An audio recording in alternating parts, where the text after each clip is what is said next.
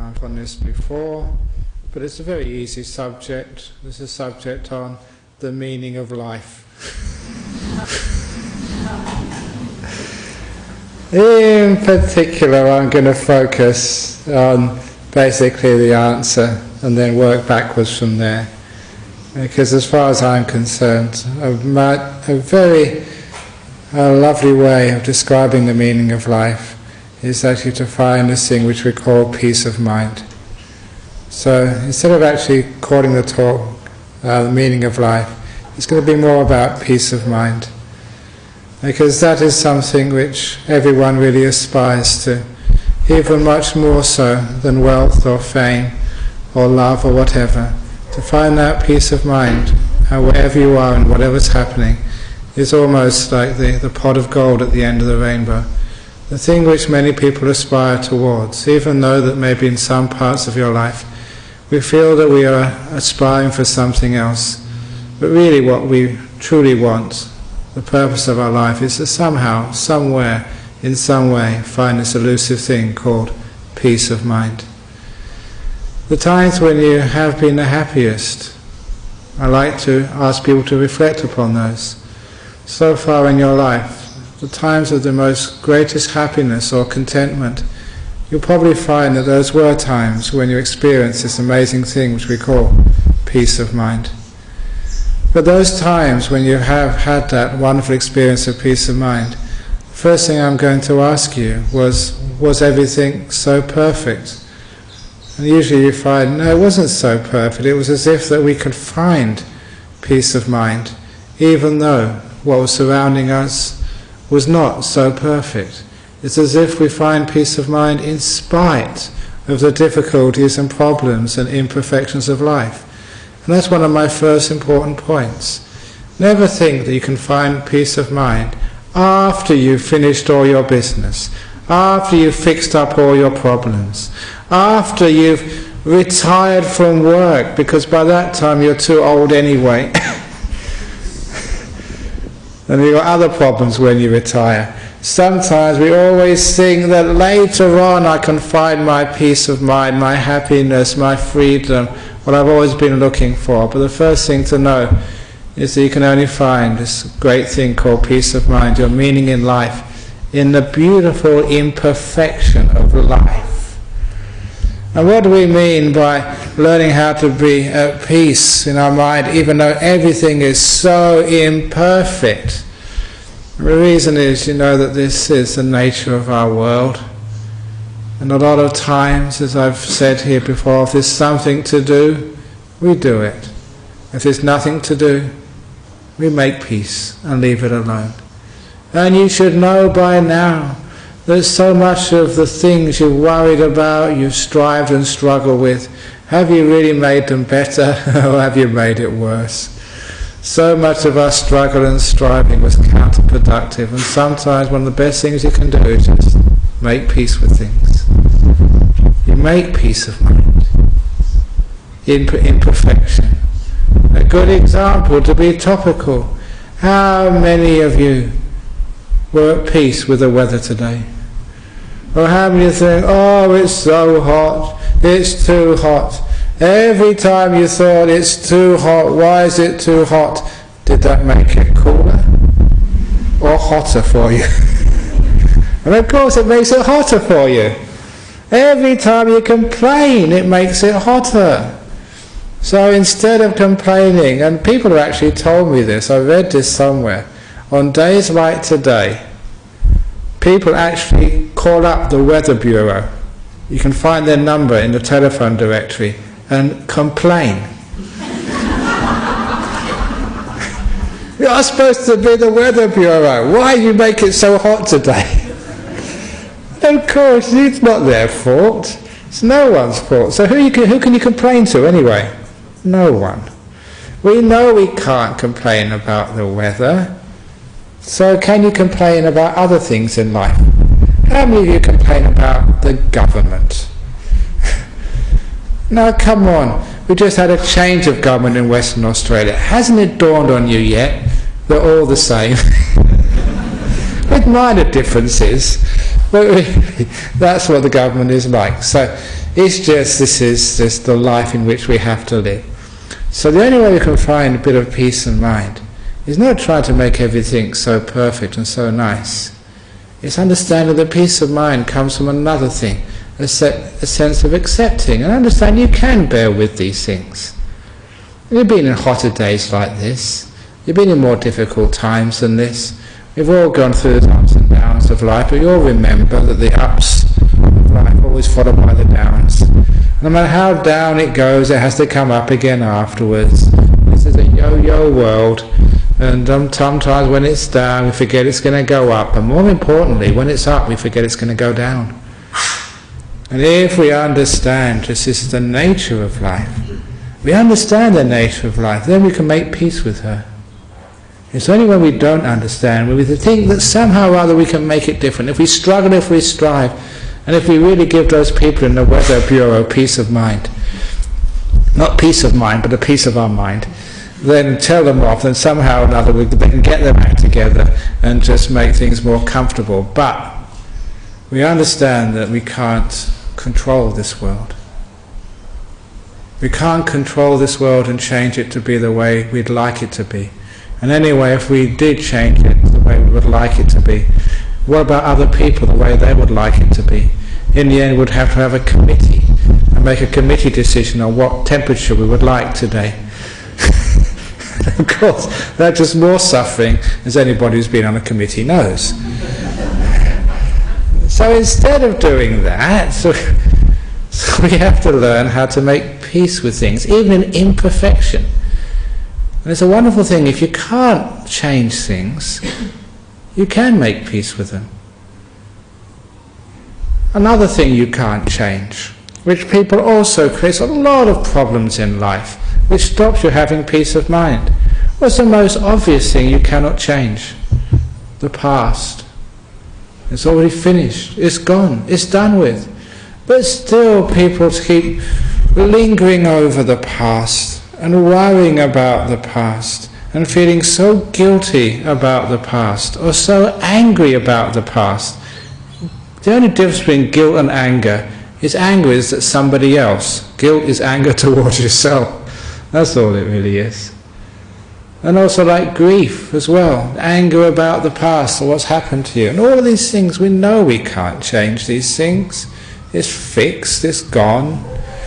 So instead of getting angry about these things, we can make peace with our past. And how do you make peace with your past when there's so much unfinished business to be done? You make it finished. There is one of my favourite stories, and this story is in Opening the Door of Your Heart, which is on sale in our library at a very reasonable price. And that is a wonderful story of this monk who was building his main hall in his monastery. And of course it takes a lot of time and effort to make a big building like that. But it got to the time of the rainy season, the monsoon season. And in Thailand, as in most Buddhist countries, when it comes to the wet season, all the monks go on retreat. We have a 3-month retreat period. And so the abbot of this monastery told the builders, look, we're all going to be meditating for the next 3 months, and anyway it's going to be raining, it's not the best time to build anyway. All the builders, you can go home and come back in 3 months. So he sent all the builders away. So a few days later, a visitor came to the temple and they saw this hall incomplete. And so just in general conversation with the abbot, they asked, when is your hall going to be finished? And the abbot replied, it is finished. To which the visitor was quite stunned and said, what do you mean? It's finished. There's not a roof on it. Are you going to leave it like that? There's no glass in the windows. There's pieces of wood and old cement bags all over the floor. What do you mean it's finished? To which the abbot replied his immortal words, Sir, what's done is finished. And after that the abbot got up and went to meditate. What a beautiful response that was. what's done is finished. That way you can actually find a bit of peace in life. Because if you want all your halls to be finished, if you want all your jobs in the house to be complete, if you want all your letters and emails to be replied to before you stop and give yourself a bit of peace of mind, you will never find peace of mind. Because there's always more things to be done.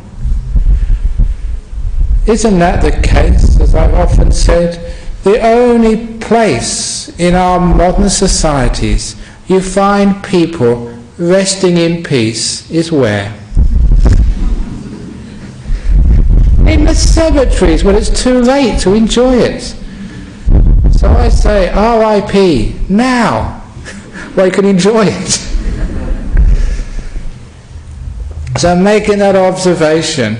The only time you can find some peace is actually to realize what's done is finished. The past is gone. Let it go. Sometimes people think, oh no, it's important to remember the past. And because you keep on carrying around that past, you will never find any peace of mind. Sometimes people really think that they should make amends for all the terrible things they've done. I haven't seen this because I don't watch TV, but apparently there was a TV show called something about Earl, or I'm Called Earl or something. And the TV show was about this fellow who, he must have become a Buddhist or something, because he had all this idea of karma. He'd done all these terrible things in his life, and he was apparently going around trying to mend his bad karma by trying to sort of find out all these people and just do the right thing by them. I'm not sure. Is that the right name of it? I'm Called Earl or something? My name is Earl. Okay. I think some of you may have seen that TV show.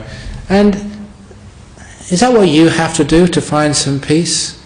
To right all those wrongs you've done in the past? And of course, sometimes it's endless, which is probably why that show is having many, many reruns. And of course you don't have to do that to fix up all of the past. It's only when we are burdened with the past we think that we have to pay off all those debts, rather than just writing a line underneath them and letting them all go. What a wonderful thing it would be to be able to do that. And why not? You know what that's called? It's called forgiveness.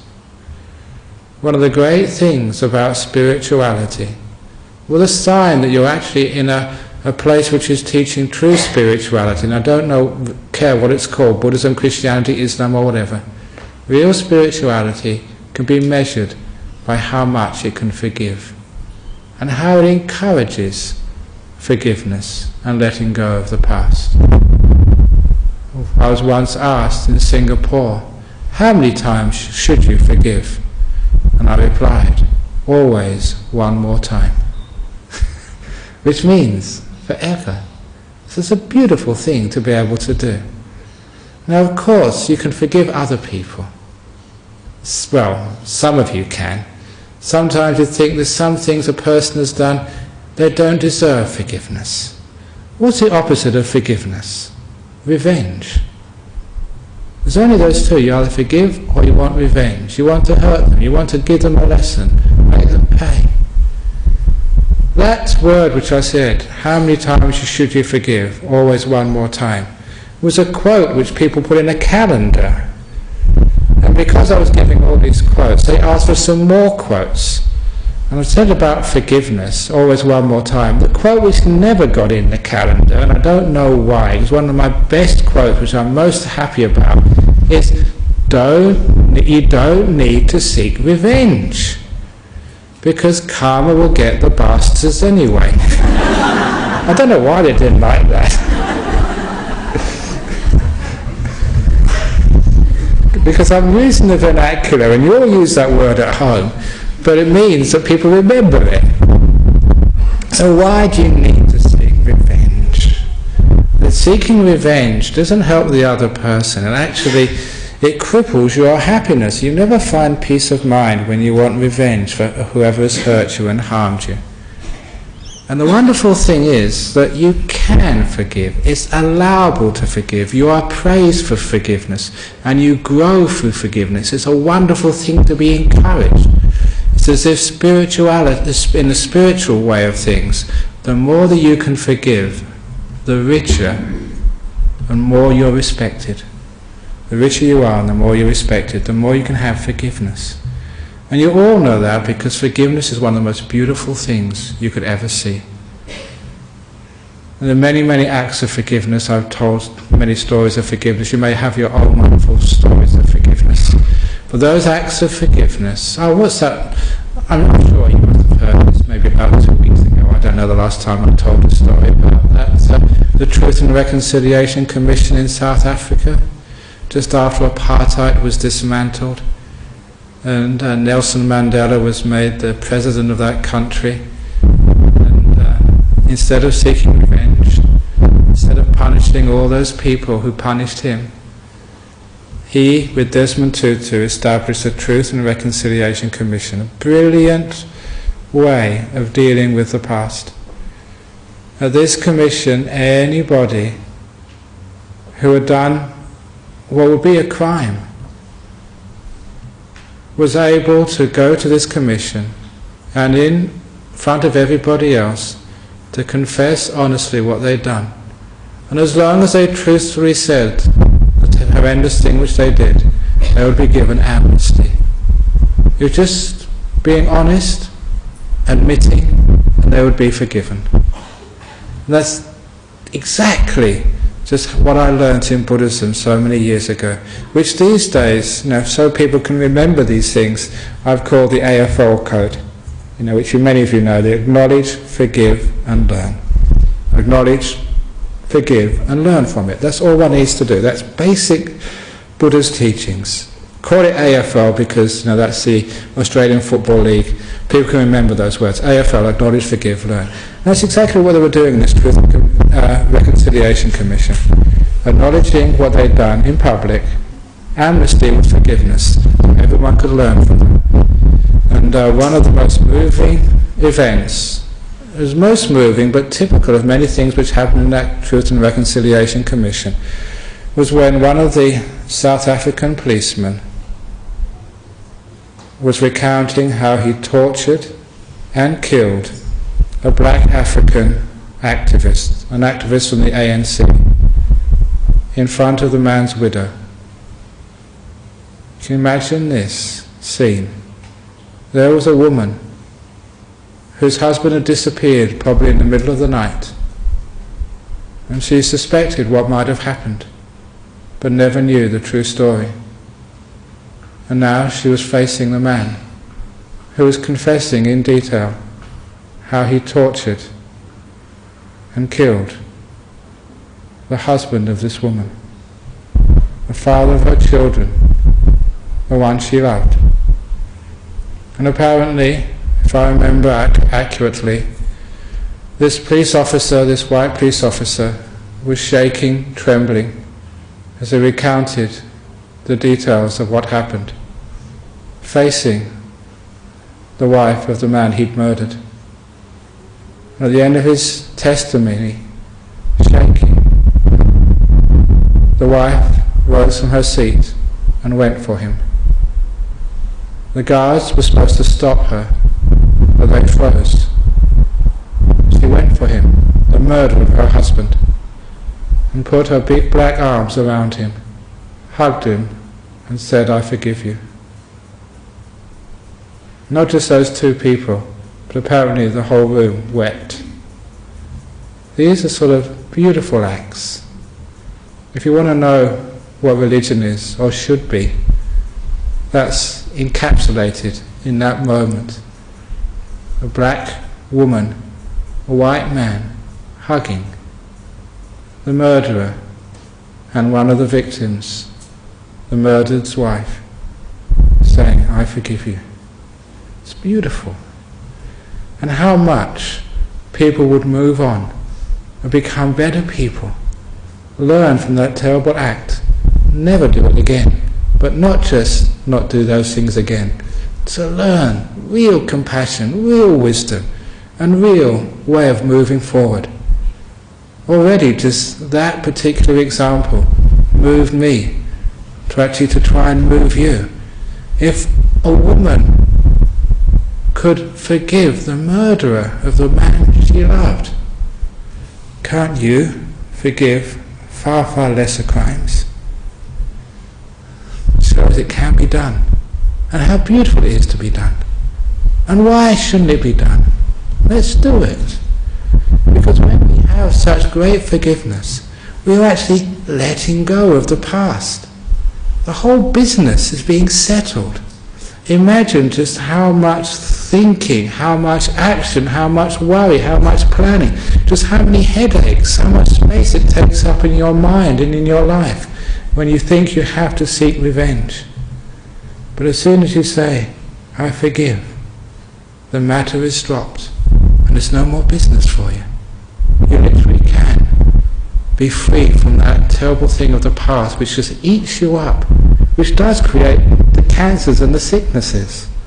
You're free of that, and you can move on at peace with your life because you become at peace with your past. Beautiful act, and I mention that often because you may be able to forgive other people which have hurt you. You don't need to keep carrying it and carrying it and carrying it around so long. It's the time to let it go. Otherwise, where else can you find peace of mind? What's done is finished, said that great monk. Therefore, he could go and meditate at peace without worrying about the unfinished whole. Or even the stuff which you have done. All the guilty stuff which you feel terrible about. One of my favourite stories, which isn't in the book, but I've said here many times.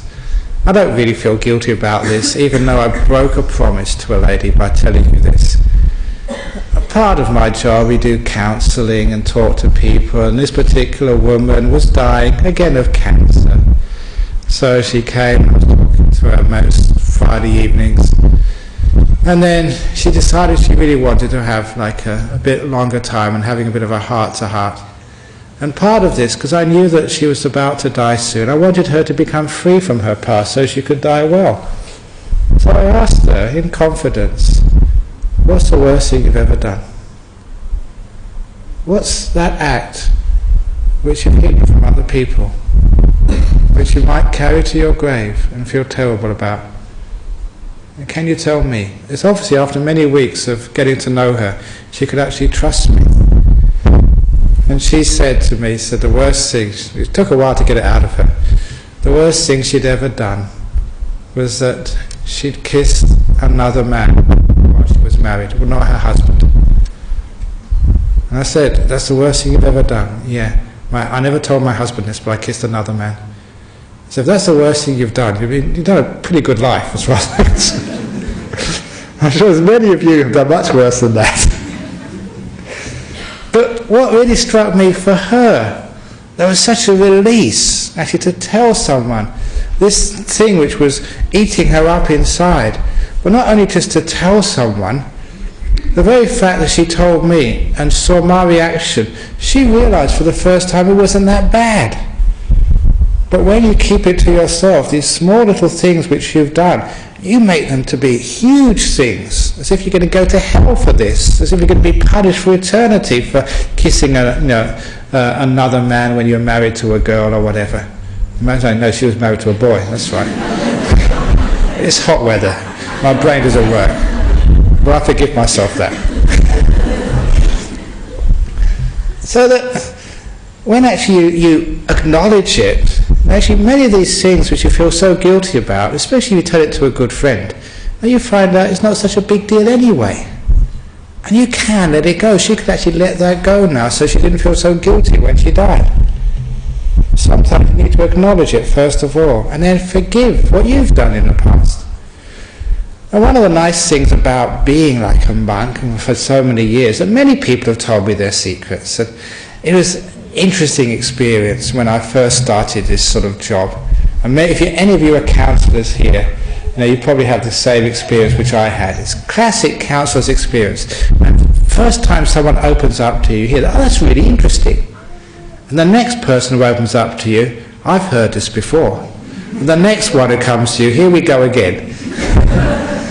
People think that, that they're so sort of individual and they're sort of, wrong actions, that no one else has done those. As if, that somehow, that your actions are just the worst in the whole world. But whenever actually people actually open up, you're all pretty much the same.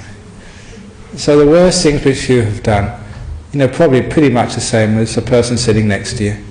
Maybe different in slight details, small variations, but pretty much the same. Because we're human beings, that's all. And so when we accept our humanity, and we don't demand perfection, we can be at peace with ourselves, with the imperfection of our past. We can actually let it go. We don't need to mend it, to change it, to fix it. Now, we're such great fixers in life. We want to fix up the problems. And there's no end of problems. That's why we say we're in a fix. We're always trying to fix things. We don't fix things, we let them go. We leave them alone. The past is finished. We'll never find peace of mind until we get to this stage of forgiveness and also forgiveness of ourselves, letting go of guilt. That's number one, those two. Sometimes again people ask, how do you forgive yourself and others? And of course, the way to forgiveness is to realize that you're worth forgiving and the other person is worth forgiving.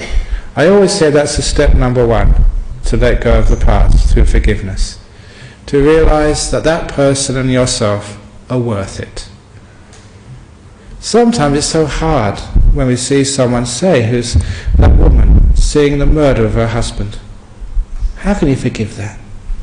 To see that that human being, she saw him just weeping, shaking with fear, he was feeling so bad about that. She saw something in that policeman who killed her husband, something she could respect, something worth saving. So she forgave. And that beautiful thing inside that murdered policeman grew. That's why you've heard me say here before, there is no such thing as a murderer. It's a person who's murdered. There is no such thing as a thief. There's a person who stole. There is no such thing as a cheat. There's a person who's cheated. If you understand that, you understand why forgiveness is possible. Because there's something more than that act which is so upsetting. In the same way with you, no matter what you've done, which you feel guilty for, there's something more inside of you than those 1 or 2, 3, 4, I don't know how many acts which you may feel terrible about.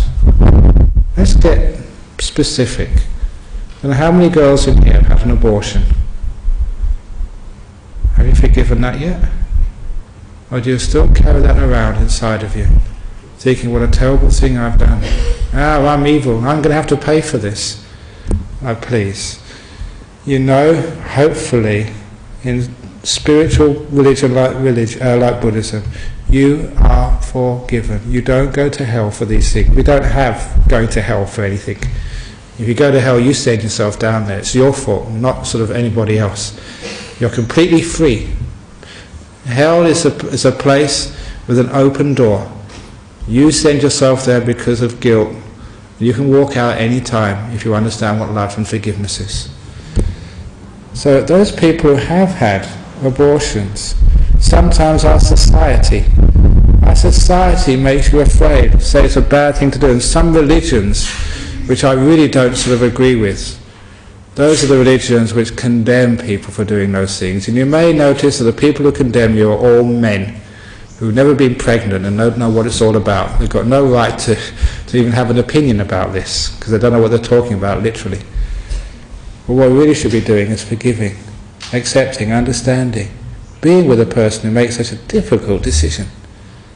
And there should be no guilt, no fear, no sort of idea of revenge. It's one of the toughest decisions any girl has to make. The job of any friend Any spiritual leader is literally just to be with them and to help them through whatever way they decide. To be kind, to allow them to move on and to let go of that past. What's done is finished. Can we forgive? If you do ever feel guilty about that, you know why? It's because we focus on that one act, that I'm an abortionist, rather I'm a girl who's done one thing. What else have you done in that day, in that week, in that year, in that life? Please keep it in proportion. You're worth forgiving. You're much more than that. And even if it's a bad act at all, because I can't judge that. I'm a man, I'm a monk, I've never been pregnant, so what would I know? But what I do know is forgiveness is the most important part. We can let it go. And this is just an example. If we can't let go of that, well, first of all, we let go because we know we're worth letting go. And the other person we want to sort of have revenge for, we get angry at, they're worth forgiving. Try it out. Because when they're worth it, that person is worth it, you're worth it, it's also a worthy thing to do. In other words, it doesn't make the matter worse, it actually makes the future better through forgiveness. So it's the person's worth forgiving, and also it's a worthy thing to do to create a more peaceful, happy future for everybody. Punishment never really works. Again, every time I was punished as a kid, all I ever learned from those punishments was to try and not get caught next time. Just made me more sneaky, more clever, not to get caught. That's what it means. Every time that you've been punished with a speeding fine, does that stop you speeding? Or just to be a bit more careful so you know where the speed cameras are next time, so you don't get caught? There's a lot of people are like that, aren't they? So instead of sort of worrying about this punishment business, we want something else to actually inspire us and make us better people. And forgiveness is a wonderful way forward. So to have some peace of mind, we can let go of the past. Forgiveness, letting go, because you're worth it, and it's a worthwhile thing to do. Straight away you'll have a huge amount of peace. But the next thing which worries us is what's going to happen in the future. How can you have peace of mind when we've got global warming, we've got credit crunch, we've got, what else is happening these days? There's wars, there's AIDS, there's cancers, there's, I don't know what's else happening. But anyway, why do we worry about these things? If you can do something about it, it's worthwhile worrying about it. If you can't do anything, why worry? The main thing which overcomes the worry about the future, you can have peace of mind, is understanding that now is where your future is made. And every time you worry about the future, because you're worrying right now, you are creating the causes for a bad future for yourself. Now is where the future is made. Now is the only time you can do anything. Now is where you can actually act. So what are you doing in this present moment? Worrying is just making things much worse. So instead of worrying about things, make peace in this present moment. Be kind in this present moment. See if you can do something in this present moment. At least that way you are doing the very, very best to create a positive future for yourself and others. Every time you worry about the future, you are actually neglecting the future. Every time you think about the future, what you're going to do tomorrow, next week, how's it going to work out, it means you're not acting right now to do something about the future, now. So what's the most wonderful thing you can do about the future? Is to make peace, be kind, be gentle right now. You can always do that, and you are making these beautiful causes for a wonderful future for yourself and others. Now is where you make the future. So every time we worry about these things, we're actually neglecting the future. And also, sometimes we worry about these things, but we don't know what's going to happen. No one can predict the future. Understanding that the future is totally uncertain is why worry about it. One of my classic stories, When I was a school kid, maybe I actually learned this a long time ago, I don't worry too much about the future. A long time ago, when I was a kid, I had bad teeth, and I had to go to the dentist, and I was telling my mum, "Mummy, don't send me to the dentist." I had an appointment the following morning. And I said, "You've got to go to the dentist, darling." And I said, I tried to use psychology. I was pretty smart, even as about a 7-year-old. "Mummy, you don't love me. You're sending me to the torturer." I said, "I do love you, you've got to go." And every trick I tried didn't work. So I went to bed that night thinking, I've got to go to the dentist. And I didn't sleep well that night because I was worried. It's only a little fella, he don't like going to the dentist. It's not like these days. The drills were sharper, or they were probably blunter. They used to hurt much more. So, following morning I had to try again. "Mummy, don't send me to the dentist."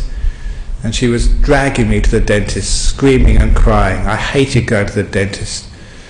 I was very upset at my mum for taking me there. But when I got to the dentist surgery, that's when I found my appointment had been cancelled. All that worry, all that crying, and it never happened. And that's probably one of the very important experiences in my youth, when I learned, why worry about a future you don't know is going to happen?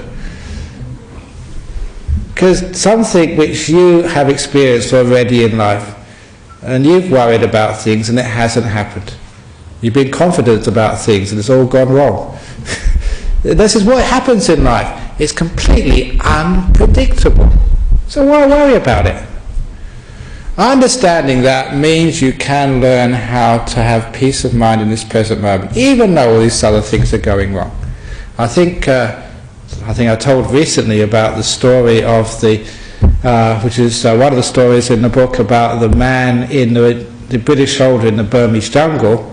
But there's another story which is similar to that in my book about the man who's being chased by the tiger. And this is another classic Buddhist story. That once there was a man being chased by the tiger in a jungle, and the tiger had almost caught him. And he was desperate because tigers eat people and they can run much faster than any man can. But he spied in the jungle an old well, and he managed just to jump into that well just before the tiger could catch him. But as soon as he committed himself to jumping in, he realized he'd made a big mistake.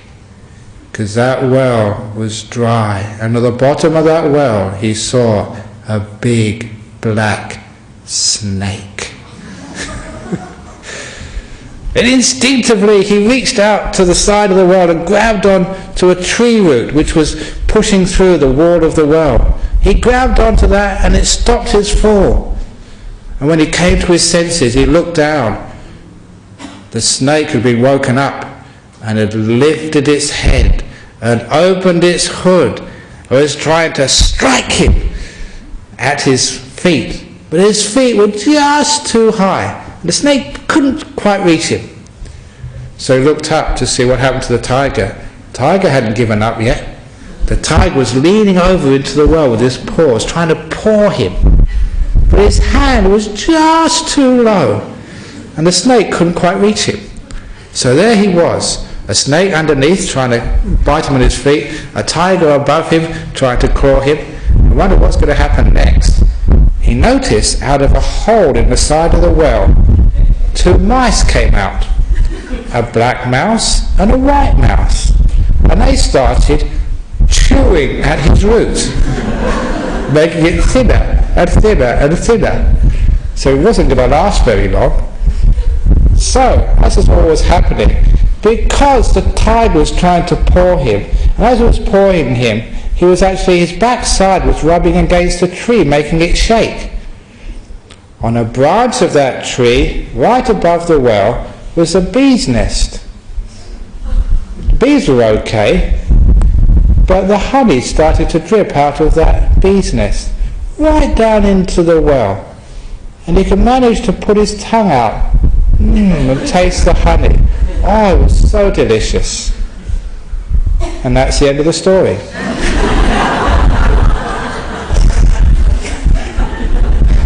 a beautiful story, because does life have such neat endings? That's what life is like, isn't it? We've got environmental catastrophe above us and credit crunch below us. We're really in a mess. And so the black and white mice, that's night and day, chewing at our precarious hold on life. That's the cancer and the other stuff which we've got in our bodies. So credit crunch below us, environmental catastrophe, climate change above us, and we've got cancer at the same time, eating at our life. So what do? There's always honey dripping down. This is so delicious. Now, if you know the meaning of that story, you know how to have peace of mind. To be able to enjoy the honey, which is always there to be tasted, even though you've got a snake below you and a tiger above you, and you're not going to live very long. Understanding that that's possible, you let go of the past, you let go of the future. The future is uncertain. Traditionally, that's how the story ended, which is why I like it, because life is always incomplete. But, being Ajahn Brahm, I added my own ending to that story, which is very plausible. This could have happened. Because I know that sometimes the tiger's leaning over. Sometimes you do lean over a little bit too far, which the tiger did, and he fell into the well. Fortunately, he missed the man, but fell on top of the snake, crushed the snake to death and broke his own neck. So there you go. The man could actually climb out of the well at his leisure and go off. Sometimes that can happen, and sometimes things like that do happen. We think the worst is going to happen, terrible things are going to go on, and there's a solution which we never anticipated comes along, and all our problems are fixed until we fall into another well or get chased by another tiger. But at least there are many, many moments where we could be enjoying the honey, and because we are worried, anxious, afraid, we never enjoy the honey which comes to us, which is why we never have peace of mind. You can't find peace of mind anywhere else except halfway down a well between a tiger and a snake.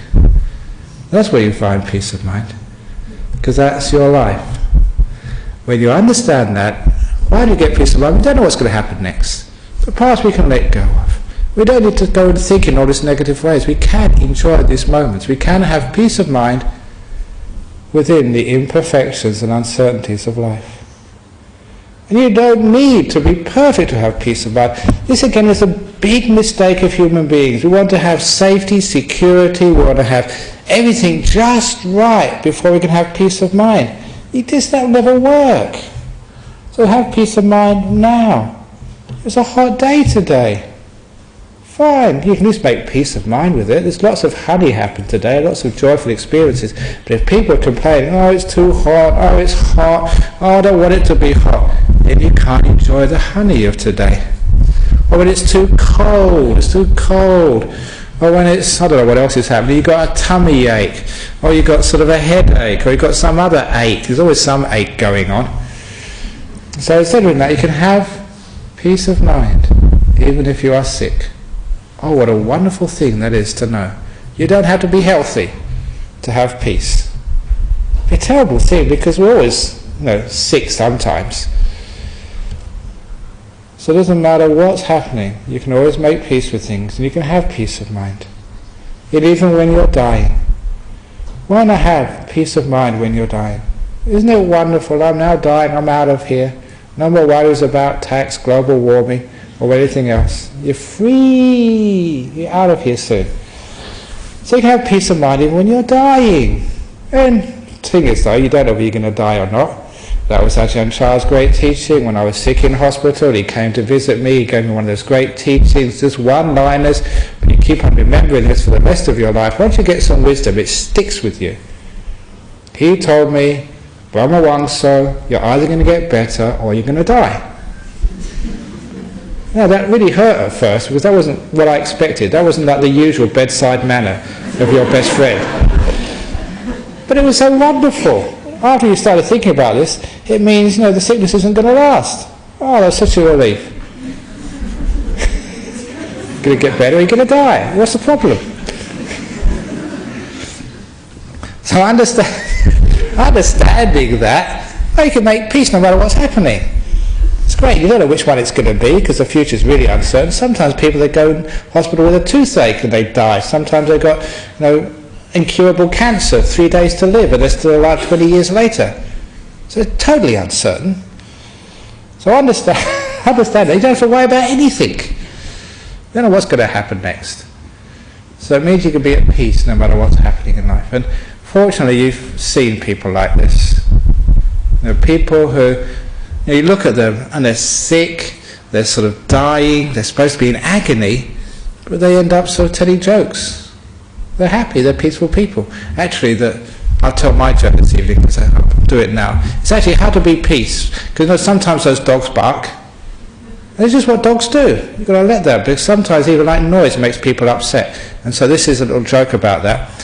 This is a courtesy of Gus, who's not here, who came to my monastery a few days ago. I told him I would acknowledge the source of this joke. It's a story about Brown Paper Bob. This fellow, many years ago in the United States, in the Wild West, he rode his horse into town, and he looked at this town and it was deserted. There was no one there. It was like a ghost town. And so he wondered what was going on. He managed to see this old man outside the saloon and said, "Where is everybody?" And he said, "Oh, they've gone to the hanging of Brown Paper Bob." And this visitor said, "Why did anyone call themselves Brown Paper Bob?" He said, "Oh, he's a bit of an eccentric, Brown Paper Bob. Instead of having a proper cowboy hat, he puts a brown paper bag on his head. He doesn't have a shirt and a jacket. He has a big brown paper bag. It cuts a hole in one side, a hole in the other side. He puts his arms through that. Not even any trousers. You guessed it, another brown paper bag. He does wear proper cowboy boots, but everything else is brown paper." I said, "Well, what are you hanging him for?" "Oh, for rustling."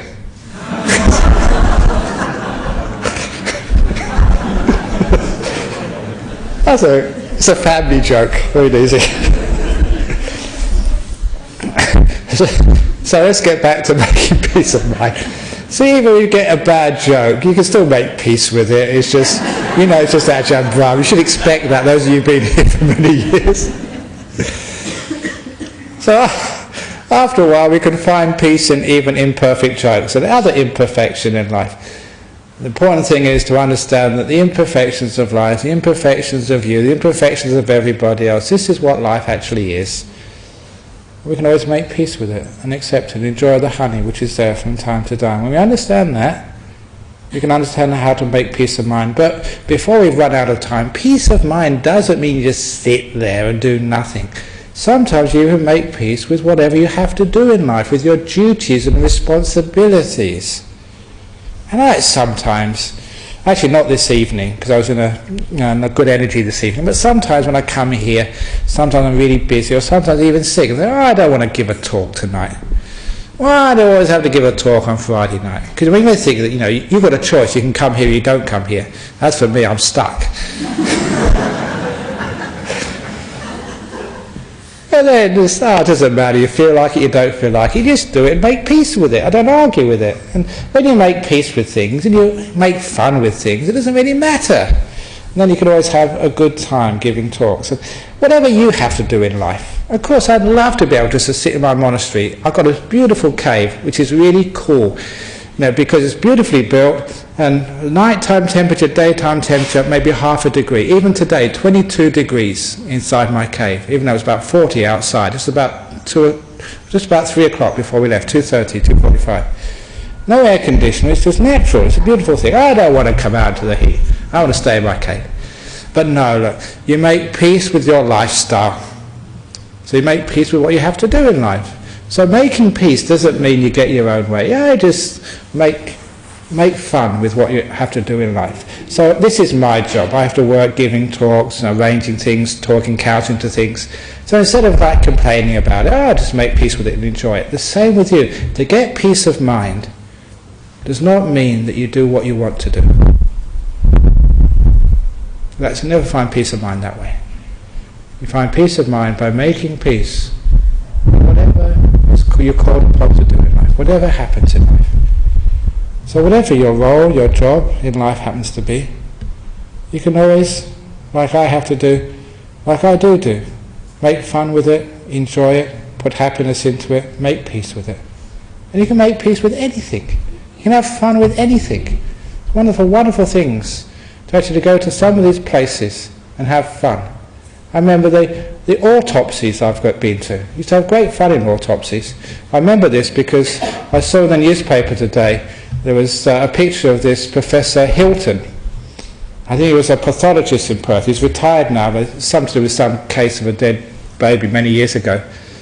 But some years ago, the monks were actually allowed to go in to see an autopsy, and he was the guy doing the autopsies. And as soon as he opened up the stomach, there was all these, what's it called, mixed vegetables, like peas and carrots inside this. And he said, that's amazing. He was a Scots fellow, this Hilton fellow. And he said, that's really amazing. Just like Saturday night on the buses in Glasgow, that's what actually you see on the floor.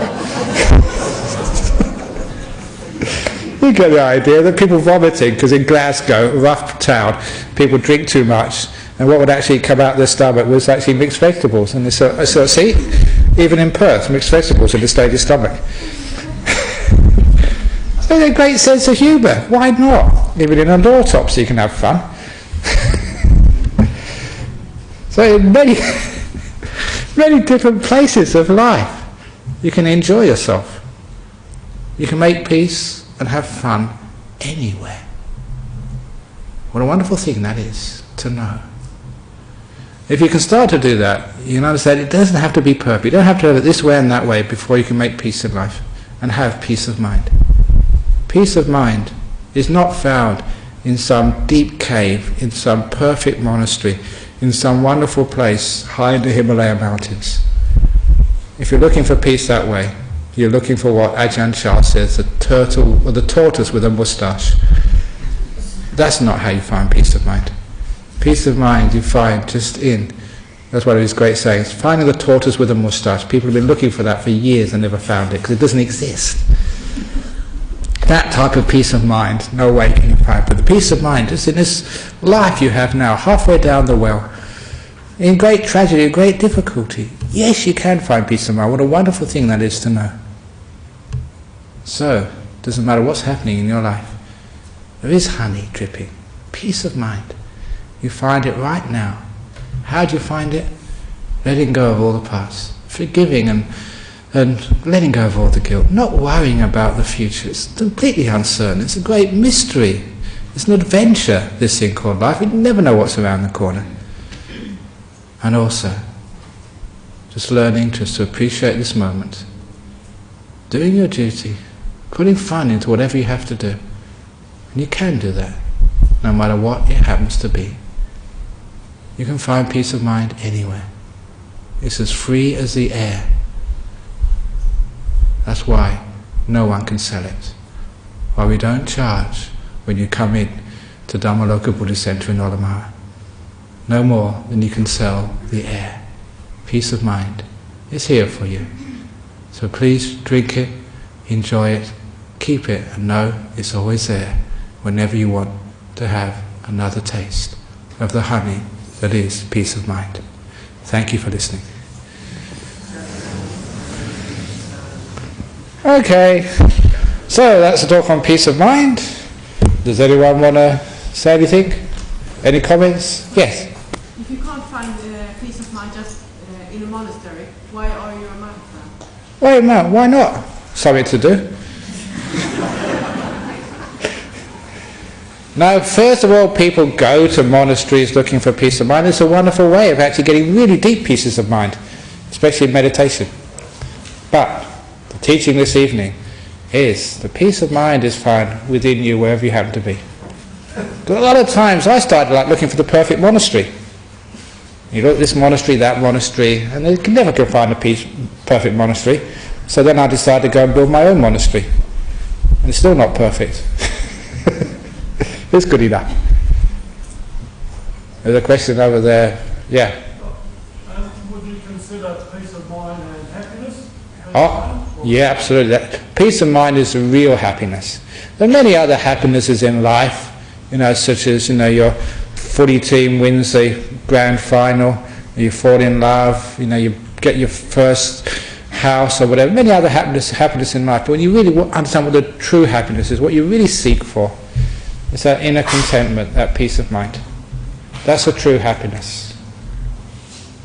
So sometimes all the other happinesses, you get the house, you get a nice partner because you think that's going to give you peace of mind.